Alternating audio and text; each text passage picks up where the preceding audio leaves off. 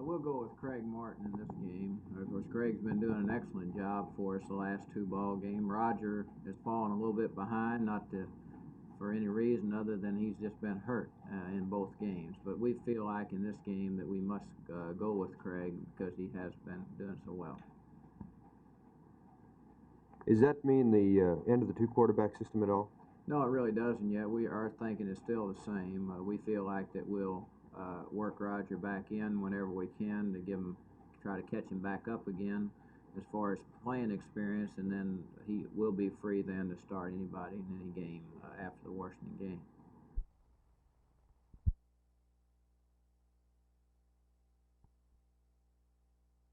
Well, I just say love, peace, and happiness, or peace, love, and happiness. It really doesn't make any difference what order the words are in, as long as all three words are spoken out loud and clear. It's not something that you're doing just to add a facet to your personality. This is something you really feel about, right? Right. This is something that I've been feeling for years, and I'm real happy that I have a chance to express myself.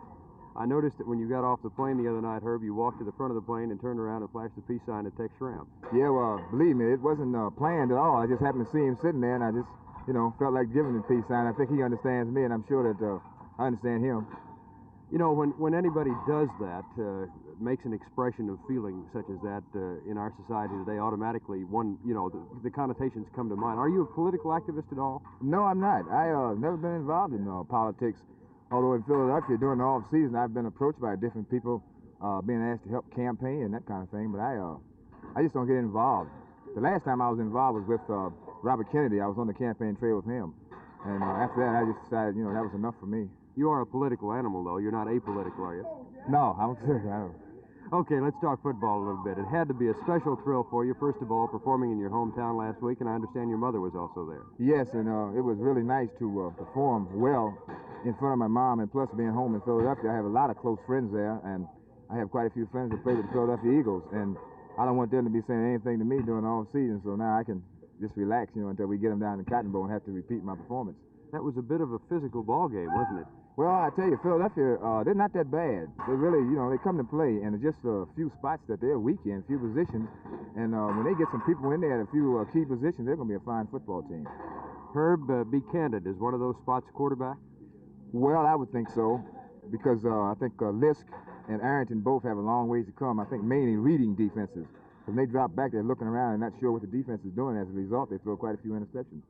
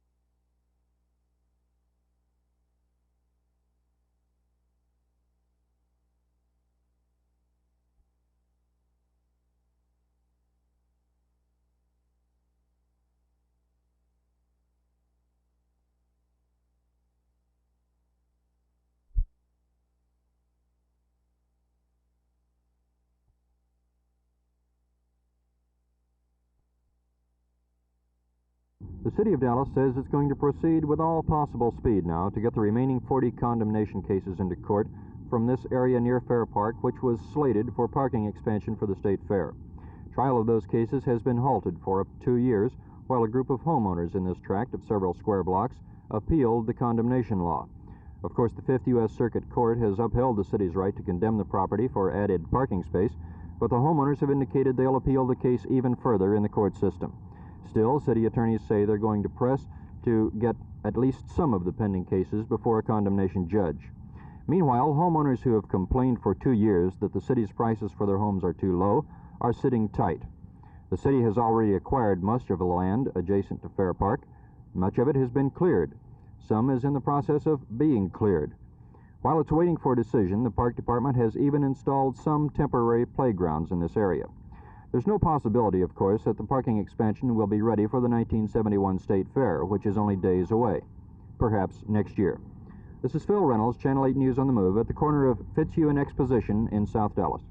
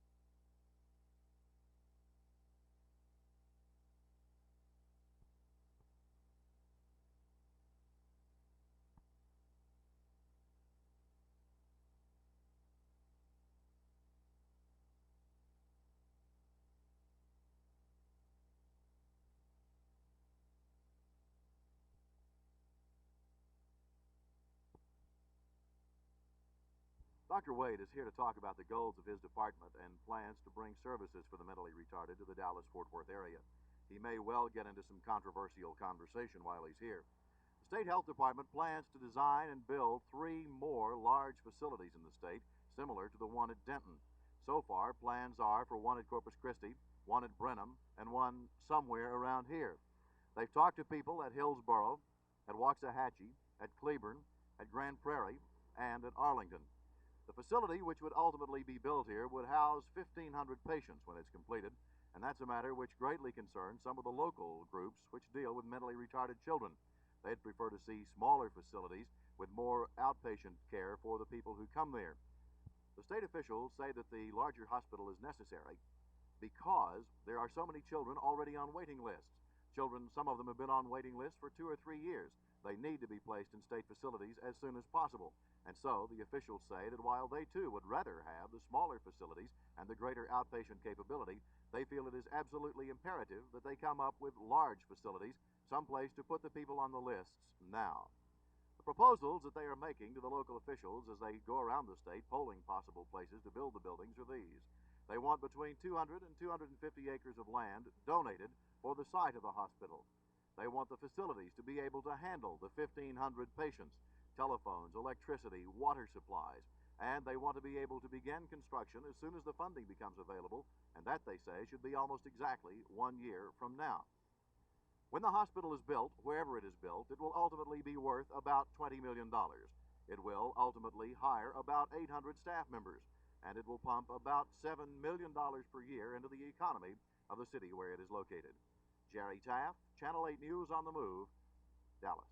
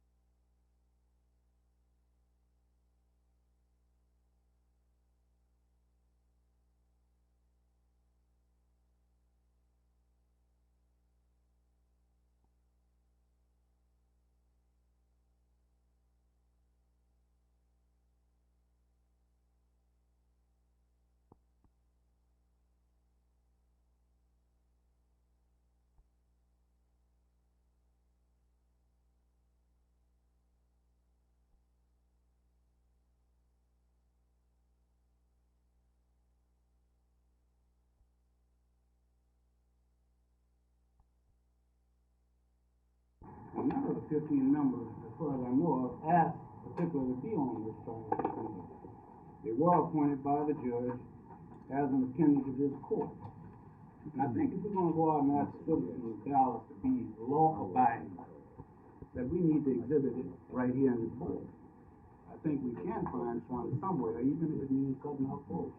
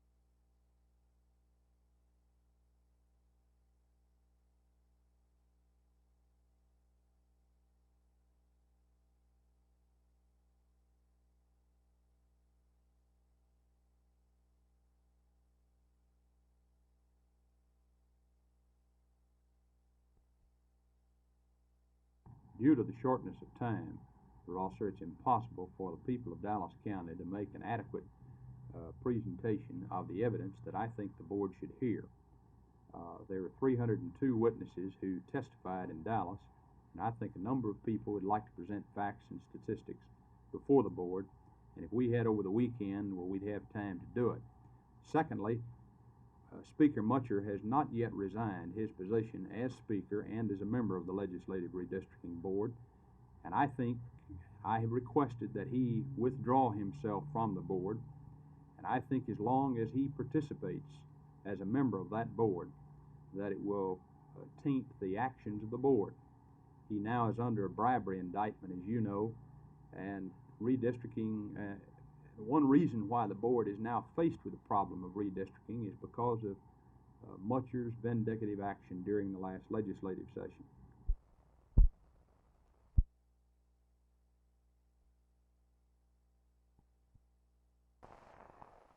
This failure of leadership has brought us to a crisis of public confidence in Texas government.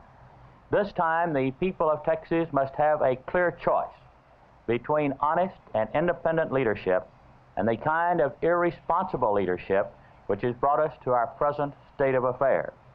Therefore, I will be a candidate for governor in the Democratic primary next month, and I will work for a program of genuine reform to restore to Texas government honesty and integrity which the people have a right to expect and demand.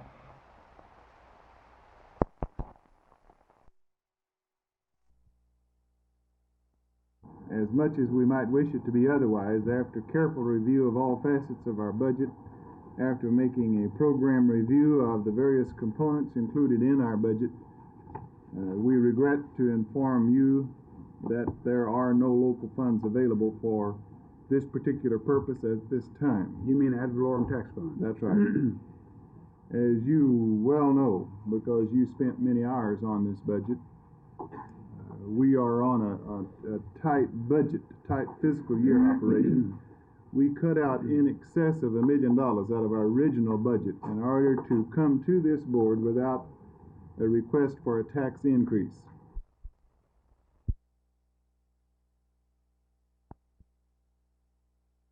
Dr. Wible, why is the university against Mr. Harris coming to the campus? Well, basically, on Mr. Harris, it is based on the fact that we do not think as a university that we should give a platform to one who would possibly advocate the breaking of laws as a means of reaching a particular end.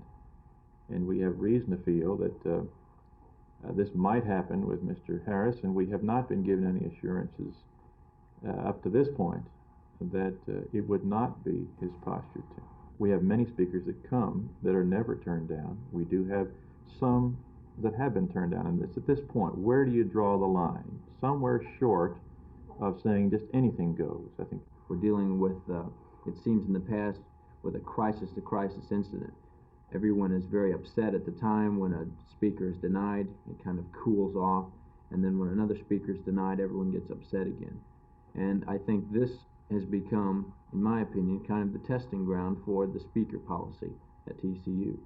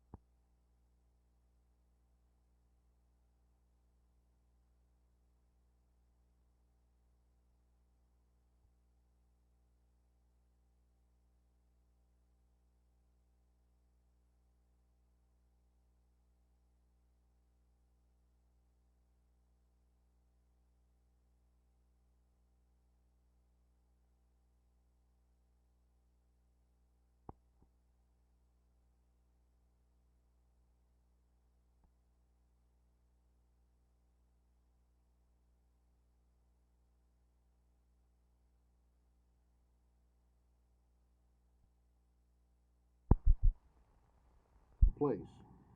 I have requested in a wire to him today that he not only step down as speaker and as a member of this legislative board, but also that he refrain from choosing a successor. I think it's wrong in principle if for him to participate further in the board. If he's not qualified to serve, certainly this indictment also disqualifies him to participate in the selection of his successor, and in effect have one of the Mutscher boys sit in his place and let him participate in absentia.